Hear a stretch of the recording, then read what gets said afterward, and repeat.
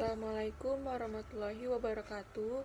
Perkenalkan, nama saya Nina Hidayatun-Nisa, NPM 1940401085, lokal C3 Manajemen. Di sini saya akan menjelaskan materi bab 11, pengelolaan dan pengendalian.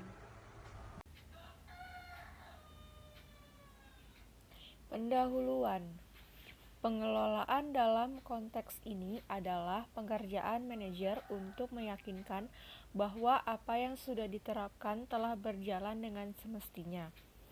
Bab ini akan membahas pengelolaan pengendalian, yaitu kegiatan-kegiatan yang dilakukan oleh manajer sistem informasi untuk meyakinkan bahwa pengendalian di dalam sistem teknologi informasi masih tetap dilakukan dan masih efektif dalam mencegah gangguan-gangguan terhadap sistem informasi.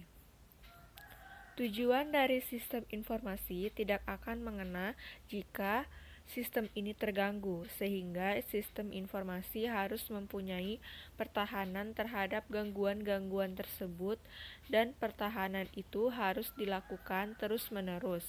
Pertahanan dari sistem informasi sering disebut dengan pengendalian dan keamanan sistem informasi, yang didefinisikan sebagai penjagaan terhadap fasilitas dan proses komputer dari gangguan-gangguan yang disengaja maupun yang insidental, tidak disengaja, yang dapat menyebabkan perubahan-perubahan, kerusakan-kerusakan, atau pencurian-pencurian sumber-sumber daya sistem informasi secara tidak sah.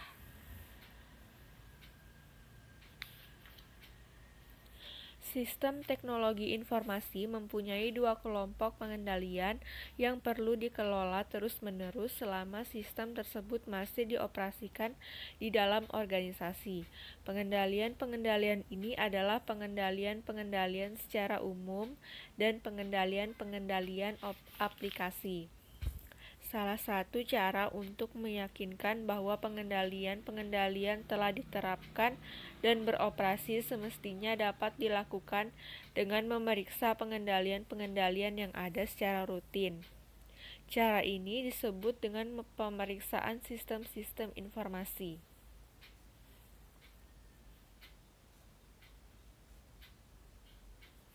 Gangguan-gangguan terhadap sistem informasi.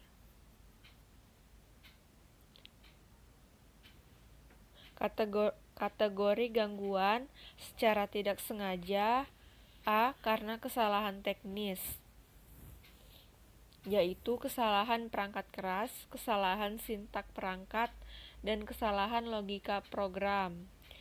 Yang B. Gangguan lingkungan seperti gempa bumi, petir, api, air. Dan yang C. Kesalahan manusia. Kedua, kesalahan disengaja, yaitu ada computer abuse, computer crime, computer related crime.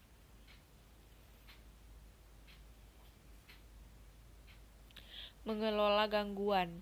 Terdapat beberapa cara yang dapat dilakukan untuk mengelola gangguan terhadap sistem teknologi informasi, yaitu membina pelaku dalam, memasang pengendalian-pengendalian pada sistem informasi, memeriksa keefektifan pengendalian-pengendalian yang dipasang, dan merencanakan perbaikan-perbaikan akibat gangguan sistem teknologi informasi. Beberapa cara dapat dilakukan yaitu sebagai berikut. 1. Membina pelaku dalam.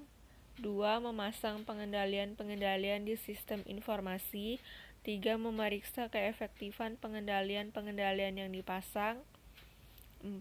Merencanakan perbaikan akibat gangguan-gangguan. Membina pelaku dalam. Untuk meminimalkan gangguan-gangguan ini dapat dilakukan dengan cara sebagai berikut ini. Pertama, prosedur yang jelas dari rekrutmen, pemindahan, dan penghentian karyawan. 2. Melatih karyawan. 3. Memberi perhatian terhadap karyawan yang tidak puas.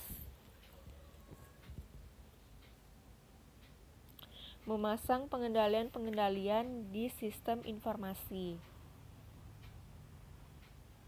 Pengendalian-pengendalian secara umum terdiri dari beberapa bagian, yaitu sebagai berikut ini. 1. Pengendalian organisasi. 2. Pengendalian dokumentasi. 3. Pengendalian kerusakan perangkat keras. 4. Pengendalian keamanan fisik. 5. Pengendalian keamanan data. Fungsi-fungsi utama dalam Departemen Sistem Informasi harus dipisahkan tugas dan tanggung jawabnya.